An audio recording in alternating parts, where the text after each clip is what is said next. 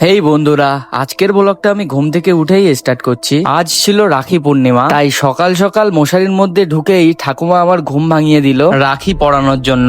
আমার নিজের বলতে কোনো বোন না থাকায় ঠাকুমাই আমাকে আগাগোড়া রাখি পরায়। আর শুধু রাখি নয়, আমার জন্য চকলেটসও নিয়ে আসে। আর এরপর আমার দিদির রাখি পরানো কমপ্লিট হয়ে যাওয়ার পরে আমার জন্য যে গিফটটা এনেছিল চকলেট, সেটা আমার হাতে তুলে দেয়। এরপর আমি দিদিকে প্রণাম করে আশীর্বাদ চেয়ে নিই। এরপর আমার সামর্থ্য অনুযায়ী দিদিকে 50 টাকা গিফট করি। আর আমার কাছ থেকে এই ছোট্ট গিফটটি পেয়ে দিদি ভীষণই খুশি হয়ে যায়, ছুটতে চলে যায় আমার মায়ের কাছে তার খুশি প্রকাশ করার জন্য। এরপর আমি চটপট ফ্রেশ হয়ে চলে আসি আমি মাছ কিনতে। অ্যান্ড দেন মাছ কেনা কমপ্লিট হলে এরপর চলে যাই আমি বাড়ির দিকে। আর কিছুটা দূর যাওয়ার পরে দেখি আমার সাইকেলের সামনের টায়ার পাঞ্চার হয়ে গেছে। তাই আমি চলে এসেছিলাম এই দাদুর কাছে আমার সাইকেলের টায়ার পাঞ্চার ঠিক করতে। তো দাদু এখানে সাইকেলের টায়ারের পাঞ্চার ঠিক করুক। আমি ব্লগটা এখানে এন্ড করছি। লাইক শেয়ার কমেন্ট করতে ভুলবেন না। দেখা হচ্ছে পরের ভিডিওতে, ততক্ষণের জন্য বাই।